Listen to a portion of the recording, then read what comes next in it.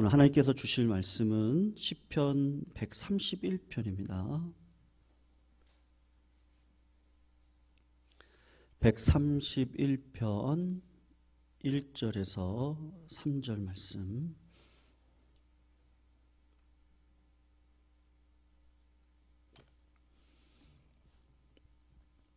(1절에서) 3절 우리 같이 읽을까요? 1절에서 한 목소리로 함께 읽도록 하겠습니다. 시작. 여호와여, 내 마음이 교만하지 아니하고 내 눈이 오만하지 아니하오며 내가 큰 일과 감당하지 못할 놀라운 일을 하려고 힘쓰지 아니하나이다.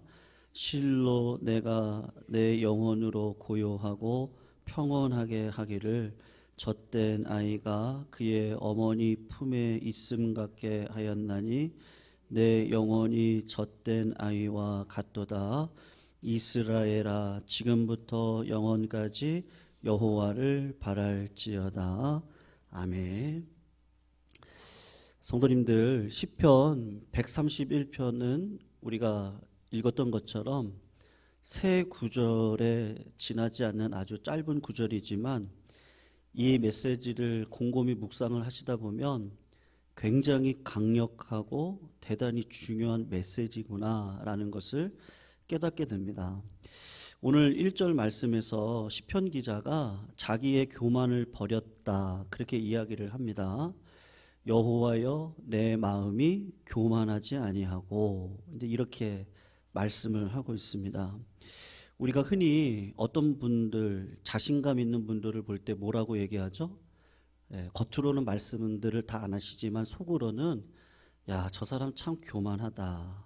아니면 내 자신을 가지고 이렇게 얘기할 때도 있습니다. 타인을 향해서 제가 교만했습니다. 이런 표현을 우리가 자주 쓰기 때문에 교만에 대해서 우리가 어떤 생각을 하시느냐 하면 누구나 다 가지고 있는 아주 작은 죄 중에 하나가 교만이다. 그렇게 생각할 때도 있습니다. 그러나 그렇지가 않거든요. 교만은 대단히 무서운 죄고 또 모든 죄의 뿌리고 마귀 그 자체가 교만입니다. 그리고 하나님이 가장 싫어하는 게 뭐예요? 7가지 죄악이 있잖아요. 그 중에 하나가 교만이라고 할 수 있고 교만은 패망의 선봉이다 그렇게 이야기를 합니다. 결국은 교만해서 하나님의 계획대로 살지 못하는 것이고 우리의 삶이 이렇게 망가지는 것이다 라고 할 수가 있는 거죠. 그런데 여러분, 왜 교만해요? 그냥 한번 생각해 보세요. 제가 오늘 좀 신앙적으로 말씀을 드리려고 하는데 이 빼는 것을 잘못하기 때문에 우리의 마음이 교만한 거거든요. 모든 상황에서 누구를 빼는 거예요? 하나님을 빼는 게 교만이거든요. 결혼을 하겠다고 찾아온 젊은 부부가 이렇게 교만한 말을 합니다. 어떻게 교만한 말을 하냐 하면 우리는 잘 살 거예요, 목사님. 열심히 하면요, 목사님, 우리는 잘 살 수 있어요. 남편이 될 우리 이 남자도 열심히 살고 아내가 될 저도요, 열심히 살면요, 우리는 잘 살 수 있습니다. 걱정하지 마세요. 그렇게 이야기를 하십니다. 이런 생각이 교만한 거거든요. 결혼하겠다고 하는 커플, 잘 살겠다고 하는데 축복을 안 해줄 사람이 어디 있겠습니까? 그런데 그 어간 가운데 뭐가 빠진 거예요? 하나님이 빠진 겁니다. 우리가 잘 살 수 있어요. 얼마든지 잘 살 수 있어요. 우리는 너무 사랑해요. 그러니까 우리가 뜨겁게 사랑하고 뜨겁게 열심히 노력하면 잘 살 수 있고 우리는 행복할 수 있어요. 근데 뭐가 빠진 거예요? 하나님이 빠져 있는 거죠. 우리를 행복하게 해주실 분은 하나님이십니다. 우리의 자녀들을 복되게 해주실 분도 하나님이십니다. 우리가 부부가 되게 해주신 분도 하나님이십니다. 함께 아무리 노력을 한다고 하더라도 하나님이 복을 주시지 않으면 이 가정은 행복할 수가 없습니다. 그러니까 하나님이 빠져 있는 거죠. 우리가 살아가는 삶의 전체가 사실은 요 덫에 걸려 있어요. 요 교만의 덫에 걸려서 살아갈 때가 부족이 있습니다. 오늘 시편 기자가 자신의 교만을 회개하면서 1절에 뭐라고 얘기해요? 여호와여 내 마음이 교만하지 아니하고요 내 눈이 오만하지 아니하옵고 내가 큰 일과 감당하지 못할 놀라운 일을 하려고 힘쓰지 않겠습니다. 시편 기자가 깨달은 것이 내가 교만의 덫에 빠져 있었구나. 여러분, 우리 자녀가 아니면 내 가족이 큰 일을 하려고 합니다. 분에 넘치는 놀라운 일을 하려고 합니다. 세계 속에서 리더가 되고 싶어 합니다. 그럼 우리는 어떻게 생각하죠? 교만하다고 생각 안 해요. 야, 비전이 있다. 야, 너 참 잘한다. 그런데 우리 가족이 아닌 다른 사람들이 세계 속에서 리더가 될 거예요. 분에 넘치는 소망을 가지고 이야기를 합니다. 그럼 우리 속으로는 어떤 마음을 가져요? 교만하다. 우리 그런 마음을 가질 때가 있습니다. 자기 자신이나 자기 자녀가 그러면 비전이 있다라고 하네요. 정말 적극적이고 긍정적이라고 합니다. 근데 사람들이 참 자기를 모르죠. 다른 사람을 보면 교만한데 자기에게 적용하면 비전이라고 합니다. 제가 이 말씀을 드리는 이유는 우리가 살아가는 시대가 자꾸 그런 방식으로 우리를 부추겨요. 근데 우리가 그것이 덫이라는 걸 모르고 살아갑니다. 우리 시대가 가지고 있는 정신이 있거든요. 그게 뭐죠? 저희 중고등부 시절에, 청년 시절에 나이키 광고 아시죠? Just do it. 그냥 네가 하고 싶은 대로 해. 누구든지 노력하면 성공할 수 있어. 성공의 사닥다리를 타고 올라갈 수 있어. 신분이 어떻게 하든지 바뀔 수 있어. 누구든지 돈을 많이 벌면 행복하게 살아갈 수 있어. 열심히 노력해. 열심히 계획해. 열심히 힘을 써. 힘을 쓰고 노력을 하면 누구든지 성공할 수 있어. 여러분, 우리나라가 150년 전만 하더라도요, 아니 이 땅에 있는 전 세계가 2세기 200년 전만 하더라도 이런 생각을 할 수 없었던 시대입니다. 신분사회였거든요. 전 세계 모든 나라가 철저하게 신분사회였어요. 그 신분의 벽을 뛰어넘는다는 건 절대로 쉬운 문제 아니거든요. 왜냐하면 조선시대를 생각해 보세요. 나갈 때부터 복장이 다 틀려요. 그 신분을 뛰어넘는다고요? 그게 쉬운 문제가 아니고, 태어날 때부터 노비예요. 태어날 때부터 소를 잡는 사람이에요. 태어날 때부터 상공업을 하시는 분들이 그 신분을 뛰어넘는다고요? 그런 일은 절대 없습니다. 근데 이 시대는 어때요? 누구든지 노력하면, 얼마든지 실력이 있으면 그러면 성공할 수 있어요. 근데 뭐가 문제죠? 결과가 뭐예요? 대부분의 많은 사람들이 경쟁 관계 속에서 좌절감, 열등감, 우울증에 사로잡혀 살아갑니다. 누구든지 노력하면 잘 살 수 있는데, 누구든지 실력만 있으면 성공할 수 있는데, 여러분 다 가지고 있는 마음이 뭐예요? 나는 왜 안 되지? 나는 왜 이 모양이지? 자기 자신에 대해서 비참함을 느끼고 살아가는 젊은 세대들이 얼마나 많습니까? 여러분, 이게 뭐죠? 이 교만입니다. 하나님이 빠져 있는 거예요. 실력만, 노력만 하면 누구든지 성공할 수 있다? 참 그럴듯해 보이는데, 거기에는 하나님이 사람을 세우기도 하기도 하시고, 패하기도 하시고, 어떤 일을 이루기도 하시고 막으시기도 하시는 그 절대주권의 하나님의 섭리를 생각하지 않는 세속적인 생각이죠. 근데 사람들이 자꾸 어떻게 생각해요? 노력하면 될 거야. 내가 실력이 없어서 그런 거지, 실력만 있으면 내 삶을 바꿀 수 있을 거야. 근데 정말 그렇습니까? 자세히 보시면 일의 노예가 돼서 살아가거든요. 여호와는 나의 목자시니 내게 부족함이 없으리로다. 여러분, 이 말씀 그대로 믿으세요? 믿으십니까? 네. 여호와는 나의 목자시니 누가 먹였어요? 여호와요. 누가 살리셨어요? 하나님이 살리셨어요. 근데 우리가 실제적으로 이 덫이라는 건 보이지 않잖아요. 여러분, 오늘 2절을 한번 읽어볼까요? 시편 기자가 뭐라고 이야기합니까? 실로, 읽어봅니다. 실로 내가 내 영혼으로 고요하고 평온하게 하기를 젖된 아이가 그의 어머니 품에 있음 같게 하였나니 내 영혼이 젖된 아이와 같도다. 여러분, 하나님을 플러스하기 시작을 하면요, 이 평안, 진짜 쉼이 옵니다. 노예처럼 살아가요. 잘 될 거라고, 잘 살 거라고. 그리고 세상이 주는 어떤 긍정적인 생각과 세상이 주는 그 어떤 허망한 비전을 가지고 살아가요. 다 돈의 노예가 되고 일의 노예가 되고 성공의 노예가 돼요. 그러다 보면 뭐가 없어요? 쉼이 없거든요. 교만하지 않고 겸손한 사람의 특징이 뭐죠? 이 주님 안에서 쉼을 누리는 거죠. 마태복음 11장 28절에 수고하고 무거운 짐진 자들아. 교만할 때는 어떻게 살아요? 수고하는데 짐을 지고 살아가야 돼요. 근데 겸손한 자들은 어떻게 살아갑니까? 예수 안에 들어가요. 다 내게로 오라. 너희를 어떻게 하겠다 그래요? 쉬게 하겠다. 일이 많아서 힘든 게 아니죠. 쉴 시간에 쉬지 못하니까 어려운 것이죠.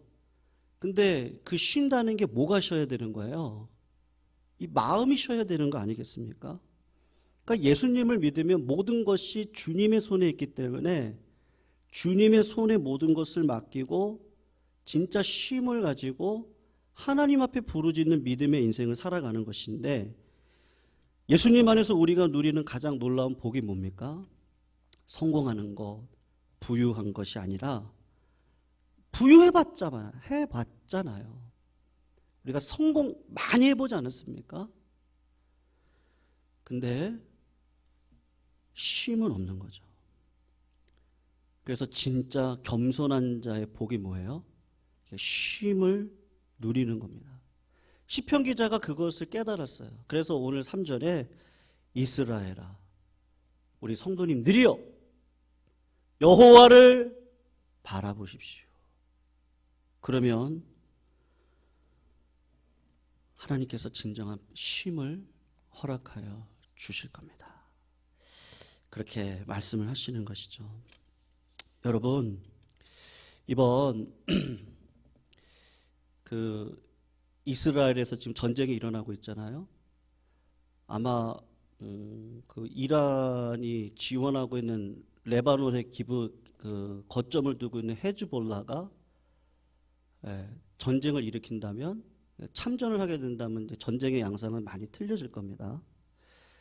근데 초막절을 맞이해서, 이 초막절은 1년을 살아온 것에 대한 열매를 주신 것에 대한 감사함으로 이스라엘 백성들이 추수감사주일입니다. 광야로 나아가서 장막을 치고 하나님을 기뻐하는 일을 하거든요. 혹시 영상을 보셨습니까? 어린아이들이 스케이트보드를 그 음악축제에서 막 타고 있고요. 젊은이들이 춤을 추고 있고 노래를 부르고. 근데 하늘에서는 뭐가 내려왔었죠? 하마스 군인들이 패러글라이딩을 타고 내려오고 있었는데, 거기 있었던 모든 사람들이 사진을 찍으면서 무슨 우리나라에서 쇼를 보여주려고 하나 보다. 그랬는데 내려와서 어떤 일이 벌어졌어요? 순식간에 살인한 일이 벌어지고 말았잖아요. 거기서 260명이 죽었답니다. 그 이상이 죽었다고 하는데, 성도님들, 그런 풍요의 시절에 그런 일이 일어날 수 있다고 생각했을까요? 거꾸로 한번 얘기를 해볼게요. 어떤 성도님을 만났는데요, 이렇게 원망하는 이야기를 하시더라고요. 우리가 뭐 소그룹 모임할 때 이런 나눔을 좀 합니다. 예. 그러니까는 이런 얘기죠. 내가 그 사람을 만나서 내 인생이 망쳤다는 거예요. 그 사건이 아니었다면 내가 이 지경이 되지 않았을 텐데, 내가 그 사람을 만나서 이렇게 살아갔기 때문에 참 힘들었다. 그렇게 이야기를 하는 거거든요. 여러분, 거기서 뭐가 빠진 거예요? 아까 우리가 빼기하고 더하기를 잘하자 그랬잖아요. 네. 그 남편을 만나게 해주신 분이 누구세요? 하나님이시죠. 그런 환경을 만나게 해주신 분이 누구세요? 하나님이시거든요. 그러니까 우리가 해석을 잘해야 됩니다. 그 마음 가운데 뭐가 있는 거예요? 나는 괜찮은데 내가 이 사람을 만나서, 이런 교우를 만나서, 이런 세상을 만나서, 이런 나라, 이런 교회를 만나서, 이런 사람들을 만나서 내가 이렇게 된 거지, 나는 괜찮은 거예요. 우리의 마음 가운데 이런 덫이 있다니까요. 풍요로울 때 누가 풍요를 주신 거예요? 하나님이 주신 거예요. 근데 빼기 더하기를 우리가 자꾸 착각을 할 때가 있고 그 덫에 넘어갈 때가 많습니다. 힘들고 어려운 일에 부딪혔을 때, 내 노력의 한계에 부딪혔을 때, 사실 그것은 우리에게 엄청난 유익을 주는 시간이거든요. 여러분, 우리가 길을 가다가 자동차 조심해야 됩니다. 그리고 운전하시는 분들 계시죠? 운전 조심하셔야 됩니다. 매사에 조심해야 될 것이 있는데 진짜 조심해야 될 게 뭔지 아십니까?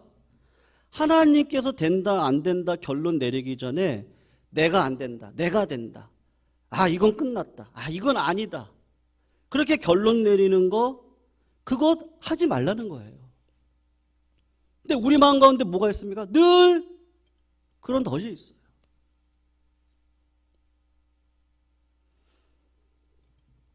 기도할 때 어떠세요? 제가 우리 성도님들 뵈면 어떤 분들은 기도를 지금 몇 년 기도하시는 건가요? 4년요? 코로나 기간 6년? 네. 그걸 놓고 기도하세요. 자녀의 사업을 놓고 기도하세요. 직장의 문제를 놓고, 결혼의 문제를 놓고. 목회자는 뭐를 놓고 기도하겠어요? 저의 얼굴은 성도님들이신데 우리 성도님들이 잘 되는 걸 놓고. 근데 하나님이 그걸 딜레이 시킬 때가 많아요.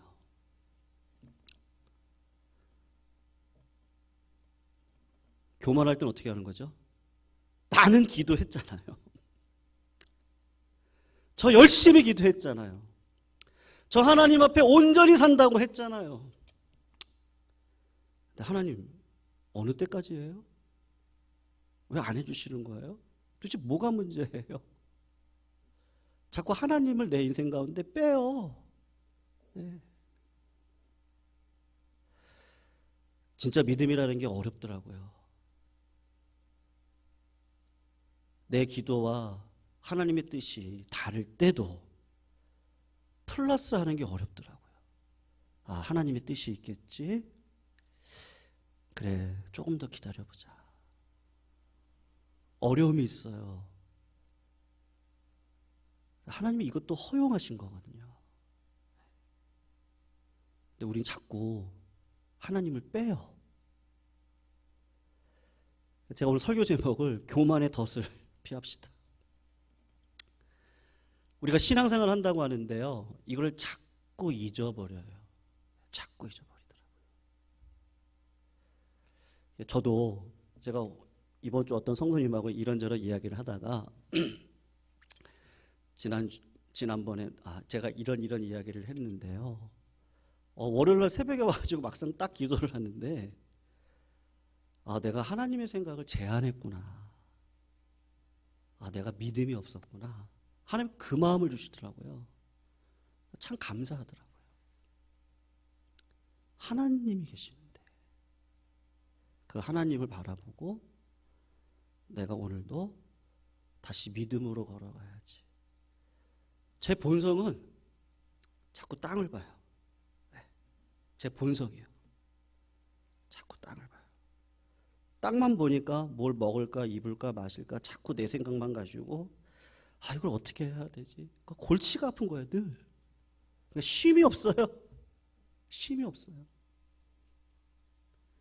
근데 하늘을 바라보면요. 자꾸 하늘을 바라보면. 여러분, 낙심하고 두려워 떨고 실망한 자들의 특징이 뭐죠? 자꾸 고개를 숙이잖아요. 부모들이 자녀들한테 어떻게 해요? 야, 고개 들어! 야, 괜찮아, 괜찮아, 고개 들어. 어깨 펴! 어깨 펴고! 그러죠? 하나님 그렇게 하시는 것 같아요. 야, 어깨 좀 펴라. 사방으로 우겨쌈을 당해도 쌓이지 아니하며 낙심할 일이 많아도 낙심할 수 없고요. 무명한 자 같은데 유명한 자로 나를 사용하실 것이고, 질병 가운데 죽을 것 같은데 오히려 다른 생명들을 살리는 자로 나를 세워주시는 그 하나님. 늘 누구를 플러스 시키는 거예요? 난 땅을 바라보고 나로서는 안 되는데 이러는데 자꾸 하나님은요, 야, 너 플러스를 좀 제대로 해라. 하늘 바라봐라, 하늘. 항상 기뻐해라, 쉬지 말고 기도해라, 범사에 감사해라. 교만하지 않으면 감사할 수 있죠. 네. 교만하니까. 교만이 뭐예요? 성경에서 얘기하는 교만은 뭐예요? 왜 자꾸 내 힘으로 하려고 그래요? 자꾸 내 힘으로, 내 생각으로 내 계획대로 하려고 그래요. 그게 교만인 거죠. 하나님은 그런 우리들에게 야, 하늘 봐. 기도해라. 우리의 시선을 주님께 고정해라. 그리고 하나님의 마음 가운데, 생각 가운데 역사하시잖아요. 성도님들, 제가 볼 때 우리 성도님들 다 열심히 사시거든요. 정말 열심히 사세요. 주일날 얼굴이 퉁퉁 벗어 오시는 분들도 계시고, 그 피곤하신데도 그 새벽에 나오셔서 자리를 지켜주시고, 그리고 일상생활 속에서 내가 할 수 있는 최선의 일을 하고 다들 살아가세요. 그런데 어때요? 마음이 무너질 때가 있죠. 그리고 어디론가 떠나가고 싶어요. 회피하고 싶고, 어쩔 때는요. 그리고 자꾸 절망이 돼. 이게 될까? 하나님 어떻게 역사하실까? 근데 주님이 말씀하십니다. 우리가 노력으로 이때까지 살아왔나요? 실력으로 오셨습니까? 우리는 주님 바라봐야 됩니다. 철저하게 해요. 성도님들, 철저하게 주님 바라보시기를 주님의 이름으로 축원합니다. 네, 우리의 육신은 자꾸 땅을 보고 또 어느 순간 내 생각, 내 계획, 내 뜻, 그것 때문에 막 우라통이 터지고, 그럴 때일수록요, 내가 교만하구나. 하나님, 내 마음이 교만하지 않겠습니다. 내가 오만한 생각을 갖지 않겠습니다. 내 능력보다 더 높은 그 놀라운 일을 행하려고 하지 않겠습니다. 내가 어린아이가 어미의 젖을 먹으며 평안함을 누리는 그 삶을 쉽진 않아요. 그렇지만 우리 성도님들, 우리 그렇게 해보시자고요. 아멘이시죠? 네. 그래도 또 해보시자고요. 네. 넘어지셔도 또 일어나 보시자고요. 그리고 우리 또 같이 손잡고 기도해 보시자고요. 네. 그럼 하나님이 우리의 삶을 어느 순간 그 순식간에 바뀌잖아요. 네. 순식간에 우리를 바꿔 주실 줄로 믿습니다. 우리 말씀 생각하시면서요, 이 말씀 준비하다가 이 찬양이 떠오르더라고요. 그래서 이 찬양 우리 같이 한번, 시선이라는 찬양인데 같이 이 말씀 생각하시면서 우리 이 찬양 같이 불렀으면 좋겠습니다.